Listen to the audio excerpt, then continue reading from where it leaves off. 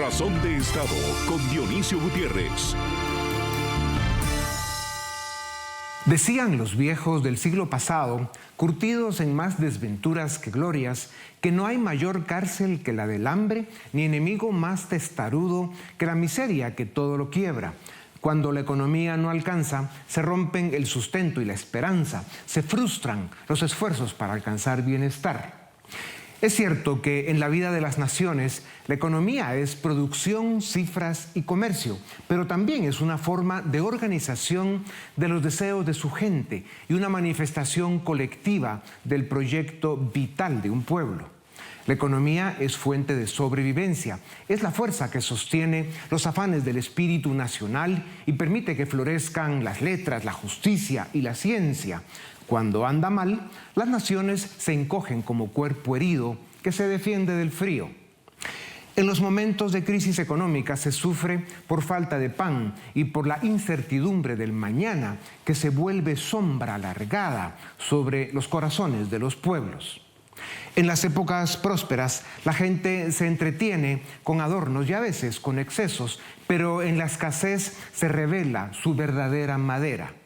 La historia es testigo de que los pueblos que han sabido reinventarse en la penuria son los que después resplandecen. Las crisis son el espejo cruel donde se mira el rostro desnudo de una nación cuando la incompetencia, la corrupción y la indiferencia de las élites se apoderan de su vida. El porvenir exige lucidez y templanza, saber cuándo resistir, cuándo cambiar y sobre todo cuándo volver a creer en nosotros mismos.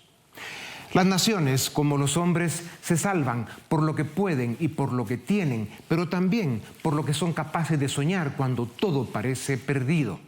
Ante una crisis, pues, la pregunta no es simplemente cómo recuperarnos, sino para qué, qué forma de vida estamos dispuestos a reconstruir.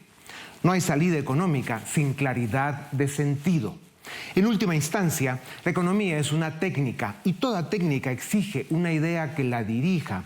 Y si de algo sirven la historia y la experiencia, está comprobado que las economías libres son la forma más coherente de energía vital que se manifiesta en los pueblos que creen en sí mismos, que organizan su trabajo, se anticipan al futuro y alcanzan la victoria.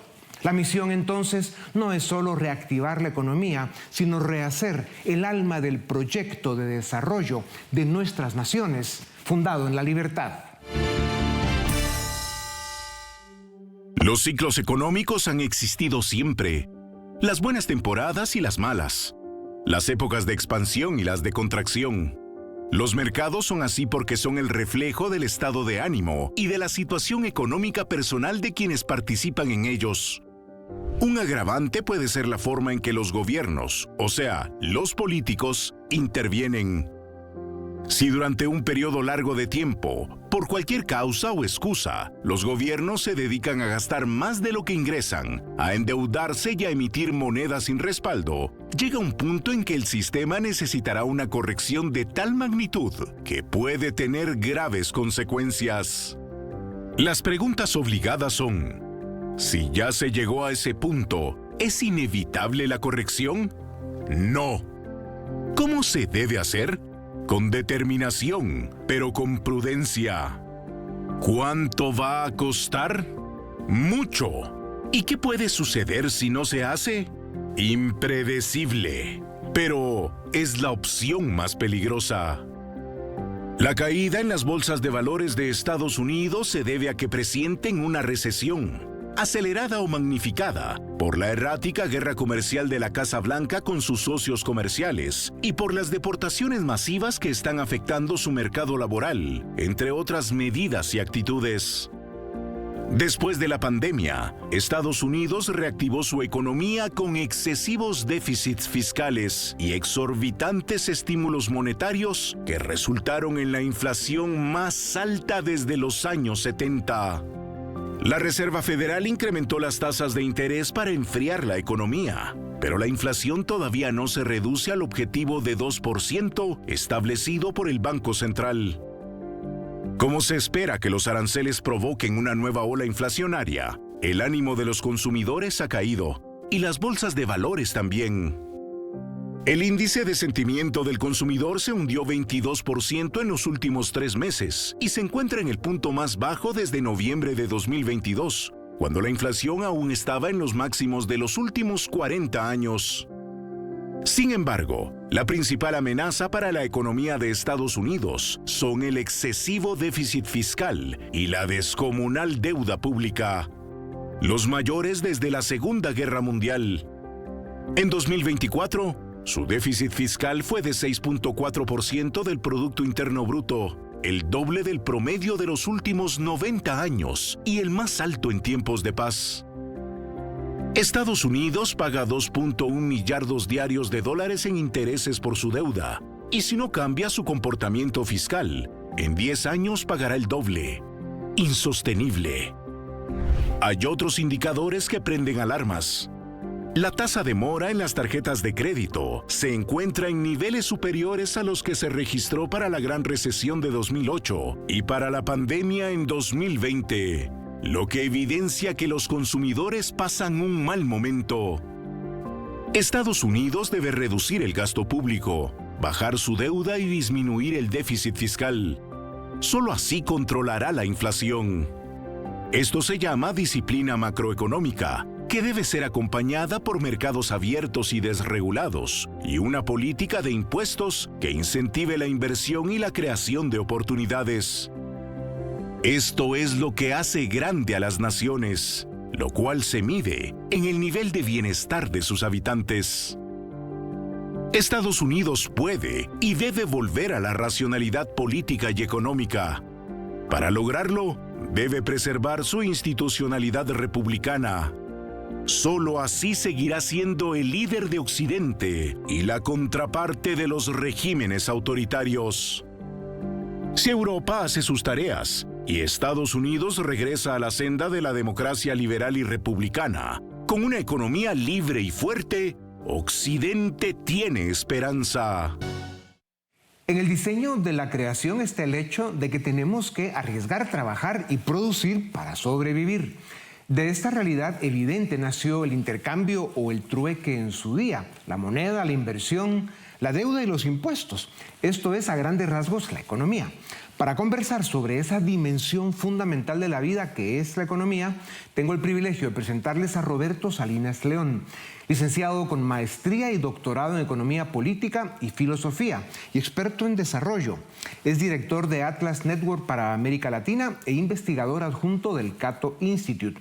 Es también director de análisis económico de The Economist Conferences y presidente de México Business Forum. Pero en especial, el doctor Salinas es un reconocido líder iberoamericano comprometido con las causas de la libertad y el desarrollo. Doctor Salinas, bienvenido a Razón de Estado. Para muchos analistas, los datos y los síntomas indican que Estados Unidos ya está en recesión. ¿Cuál es tu opinión? Efectivamente, yo creo que está en el umbral de una recesión. Muchas gracias por esta oportunidad, Dionisio. Y esto derivado de la enorme incertidumbre que ha inyectado al panorama de expectativas, el sí o no de los aranceles y a qué se le va a aplicar aranceles y cuáles son las consecuencias de los aranceles. Entonces, ante eso hay un freno de la inversión hasta no ver, no creer.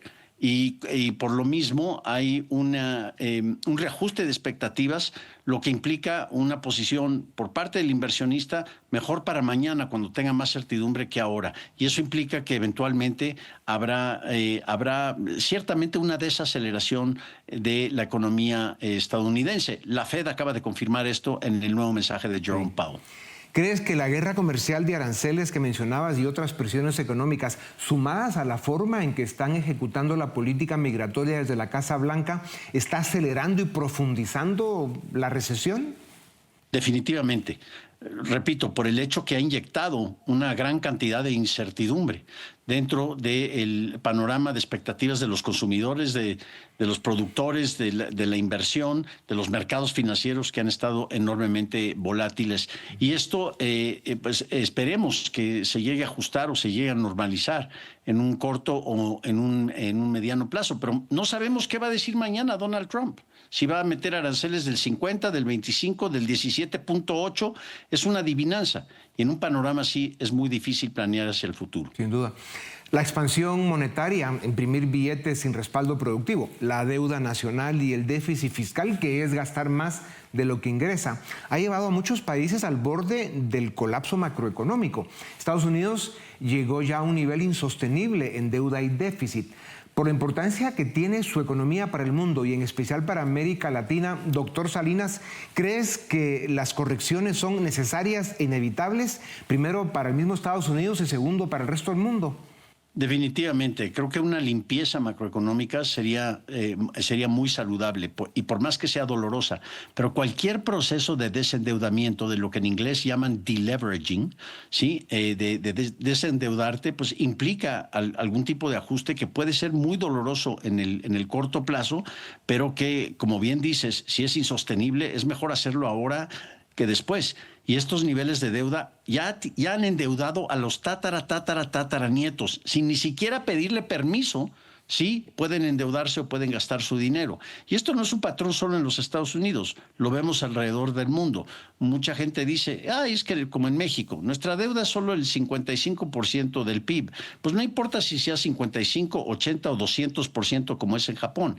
El hecho es que no se puede gastar más de lo que se tiene y no podemos estar endeudando a futuras generaciones. Yeah. La racionalidad económica y el orden fiscal son asuntos que requieren disciplina y consistencia. Como ya decías, el nuevo gobierno en Washington tiene razón en el fondo de estos temas. No puede gastar más de lo que ingrese y las deudas tienen un límite y se deben pagar, pero se está equivocando en las formas. ¿Qué impactos podría tener esto en el crecimiento económico? Y corren el riesgo de erosionar el dominio global del dólar. No creo que erosionar el dominio global del dólar. Todavía tenemos un rato para eso. Yo creo que eso viene más por el tema de criptomonedas como el Bitcoin, que yo estoy convencido eventualmente sí pueden llegar a reemplazar la hegemonía del dólar en el plano monetario. Pero vaya, en el caso de Donald Trump hay una cosa muy buena que dice: voy a bajar impuestos, voy a simplificar, voy a meter la motosierra burocrática para simplificar enormemente el drain the swamp, que le llaman en Estados Unidos, pero por otro lado con los aranceles tratar de pretender que no son impuestos, porque Dionisio, los aranceles son impuestos al comercio exterior, punto. Claro. Entonces, bajo impuestos acá, pero subo impuestos acá, pues mejor quedémonos igual no nos estaba yendo tan mal.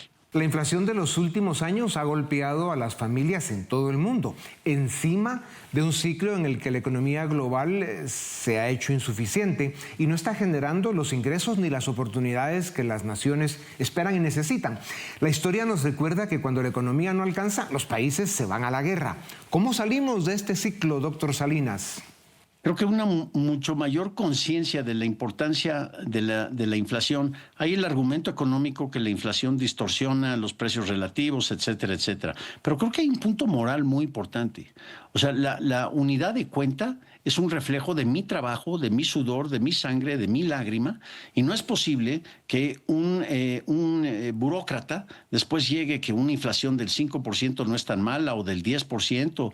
Bueno, ya vemos los casos de Venezuela, de lo que fue Argentina, de varios otros casos donde utilizan la inflación simplemente para erosionar el poder de compra y así financiar ese enorme despilfarro en el gasto. Yo creo que esto es un punto moral y la política monetaria debe asumir una posición de que lo mío, es mi derecho de propiedad. ¿Por qué me lo estás quitando a través de un proceso que no puedo controlar?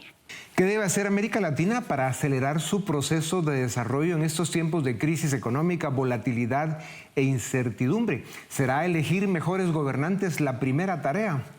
Definitivamente. Es más, es una gran ventana de oportunidad para que los países que hoy están encariñados con el populismo autoritario revisen sus premisas y digan: vamos a poner en orden la casa, los cimientos de la casa, orden jurídico, derechos de propiedad, leyes sencillas para nuestro mundo complicado, una moneda estable. Parece que Argentina va por muy buen camino y vamos a ver qué es lo que sucede. Todavía hay grandes retos ahí. Uruguay cambió de gobierno, pero por lo menos están dentro de una senda de cierta prudencia. Pero para otros países creo que es una oportunidad de poner esa casa en orden y de decir: nosotros tenemos que crecer a cuenta de nuestras propias reglas. Lo peor que podría pasar es que empiecen con reciprocidades y con represalias arancelarias, porque al único que están lastimando es al consumidor de su propio país. Ya. Queda claro que en tiempos de confusión y grandes desafíos son indispensables las voces que dan claridad a los hechos, racionalidad a los argumentos y rumbo a las políticas públicas que ofrecen soluciones de verdad. Hoy escuchamos una de esas voces. Doctor Salinas, muchas gracias por tu tiempo. La economía es una ciencia llena de arte, es una ecuación compleja que para funcionar bien para todos necesita iniciativa, libertad, incentivos, orden fiscal, certeza jurídica, masa crítica y políticos responsables que están cada día más escasos. La economía es la columna vertebral de las naciones. Si esta funciona, todo lo demás son oportunidades que se deben aprovechar con trabajo y compromiso. Para conversar sobre esa compleja ecuación que es la economía, tengo el gusto de presentarles a Paul Boteo, economista con especialización en finanzas y maestría en economía de la Pontificia Católica de Chile. Es el director ejecutivo de Fundación Libertad y Desarrollo, catedrático universitario y un reconocido líder centroamericano comprometido con las causas de la libertad, la democracia liberal y el desarrollo. Paul, bienvenido a Razón de Estado. El Fondo Monetario Internacional estima que la deuda pública global representa el 94% del Producto Interno Bruto mundial y que para 2030 llegará al 100%. ¿Qué riesgos ves para la economía mundial si esta tendencia continúa, especialmente para los países en desarrollo? ¿Y qué deberían hacer los gobiernos para ordenar la casa sin comprometer el bienestar de sus ciudadanos?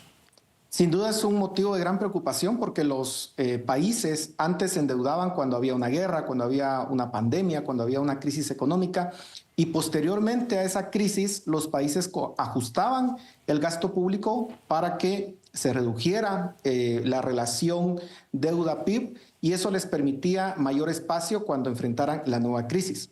El problema que estamos viendo en las últimas décadas es que los gobiernos están acostumbrando a incrementar la deuda pública de forma consistente, independientemente si se está en crisis o no.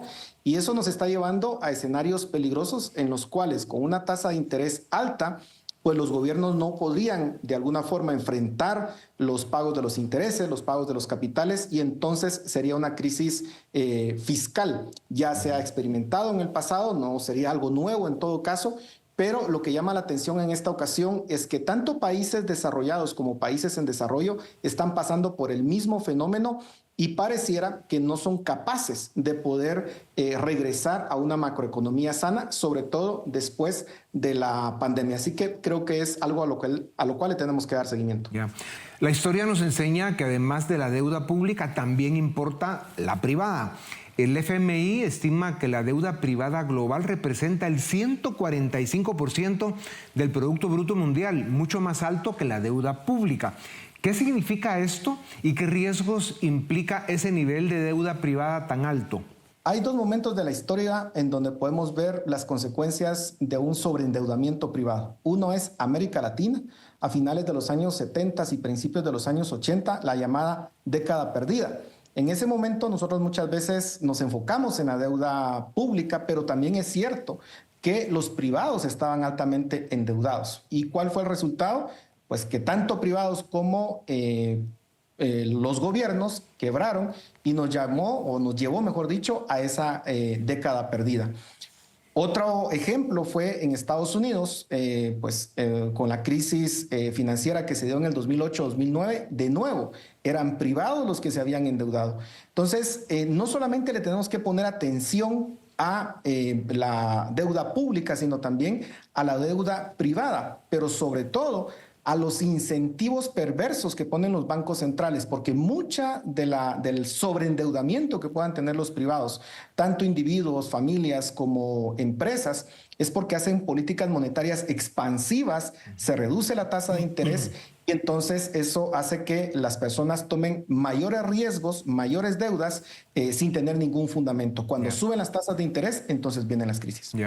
¿De qué forma está contribuyendo la situación de Estados Unidos a la incertidumbre global? ¿Están las políticas de la Casa Blanca provocando una crisis global?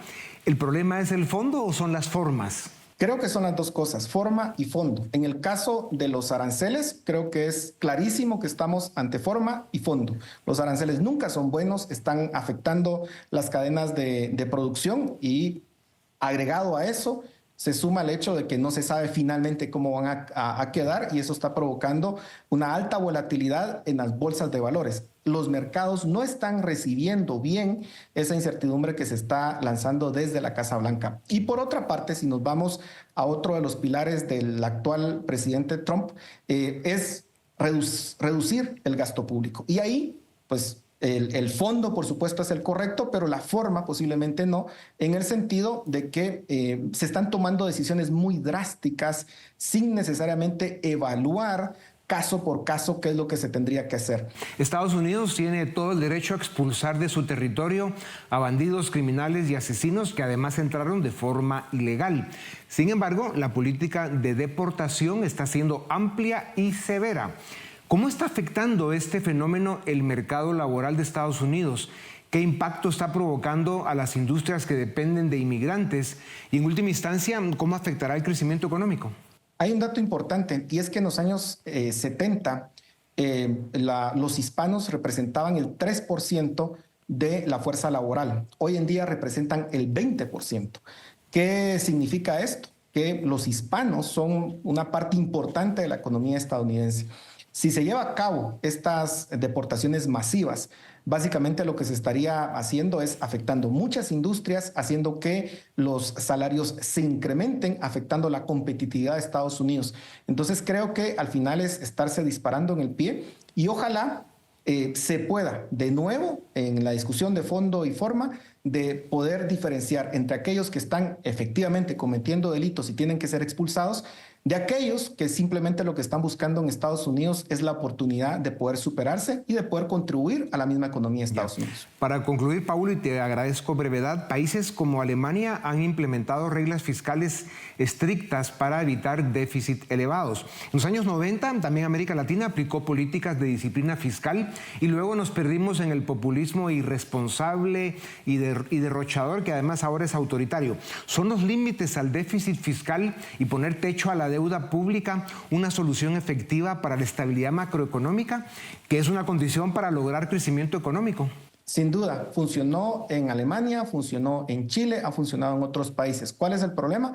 Que a los políticos no les gustan esas camisas de fuerza y aprovechan la menor oportunidad para quitársela. Chile es el ejemplo de cómo se la han quitado y la deuda pasó de un 9% del PIB a más del 40-45% del PIB en la última década. Entonces, creo que los ciudadanos en todo caso tenemos que reclamar que esa camisa de fuerza pues efectivamente funcione. Ya. El futuro de la economía y del bienestar de los pueblos depende de que paguemos las cuentas por los errores del pasado y depende de que regresemos a la racionalidad fiscal y a las políticas públicas que promueven crecimiento y desarrollo. La primera de todas, la libertad económica. Paul, gracias por estar en este programa al que ayudas a producir cada semana. A ustedes también gracias por acompañarnos una vez más. Esto es Razón de Estado.